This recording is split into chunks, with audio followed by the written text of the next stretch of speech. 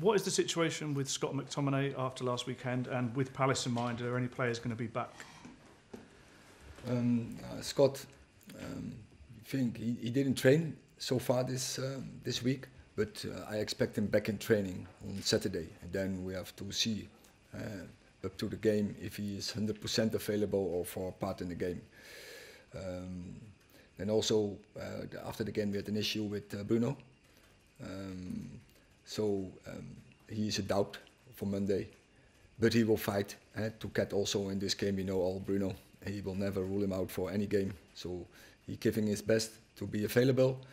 And then Johnny Evans returned today in the team training, and and then tomorrow we are off, and then we have 2 days up to the game. Martial as well, we saw him training. He was partly in the team training. Okay, and there's obviously been a lot of talk today after last night's Champions League semi-final about Jadon Sancho's performance. I was just wondering what you made of it, and I mean, he was obviously arrived for a big fee and a lot of expectation. Things haven't gone to plan. Is there a chance he can work his way back into your thoughts, your side? So let's see this.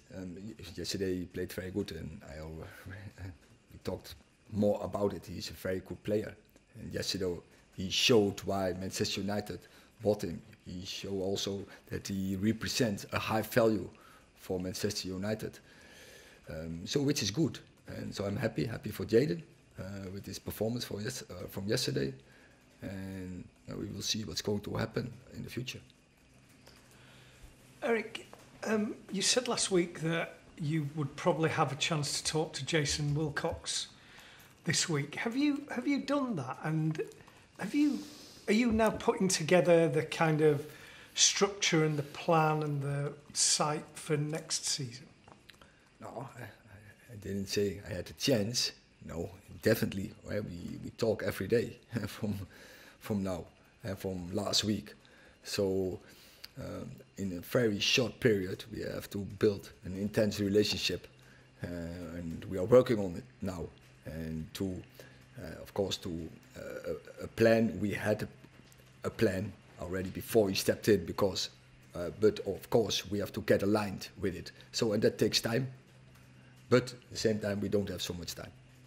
In terms of next season, given what's happened this year, and I know you've had a lot of injuries, but still you're sixth and not going to qualify for the Champions League, is there a lot of work that has to be done in the summer?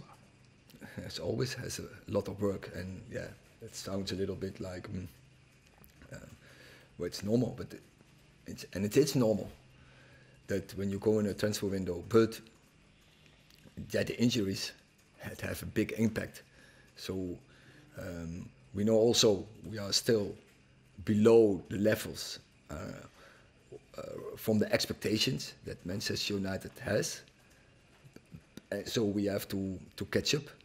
And I'm now going into my fifth window. I think 2 windows were quite okay. 2 windows we missed.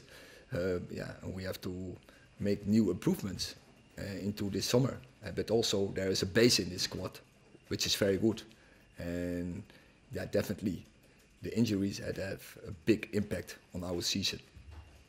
Erik, obviously the result last night confirmed that United can't make the Champions League now, but how important is it to ensure that you are in European football, and how much of a difference does that make to some of the work that you've just been talking about?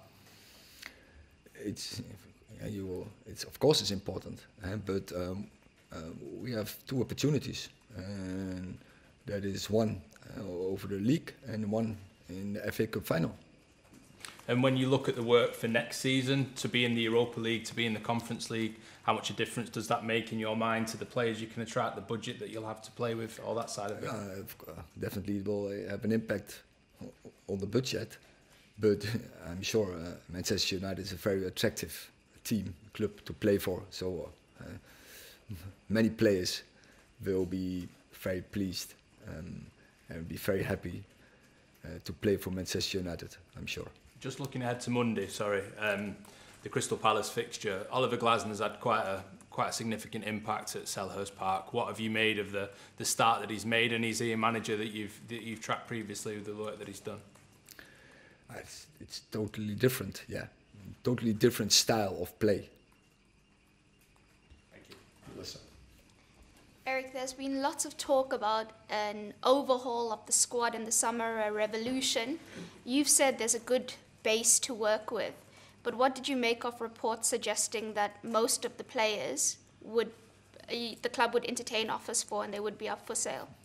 It's a joke, but that is like as long as I worked there, every summer, every window, I think 200 players getting an interest from Manchester United. We did some research, which untrue. And also every summer we sell all the players in our squad. And so you making all the headlines, which is untrue. So I think be calm and also but take some responsibility when you make such a headline. Find a good source if there is some truth in it, and this is totally crap. Melissa. Very good, you. Erik, one of the reports centered around Marcus Rashford. He wasn't in training yet, apparently still some discomfort with his injury. When are you expecting to see him back? I can't tell. So he was last weekend absent, Sheffield absent, so after Coventry.